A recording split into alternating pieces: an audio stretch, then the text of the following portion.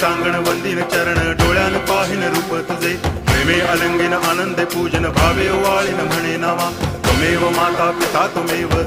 बंधुश्च सखा त्वमेव विद्या द्रविणं त्वमेव सर्वं मम देव कायेन वाचा मनसेन्द्रियैर्वा बुद्ध्यात्मना वा प्रकृति स्वभावात् करोमि यद्यत् सकलं परस्मै नारायणायति समर्पयामि अच्युतं केशवं रामनारायणं कृष्णदामोदरं वासुदेवं हरि गिरिधरं माधवं गोपिकावल्लभं जानकीनायकं रामचन्द्रं भजे हरे राम राम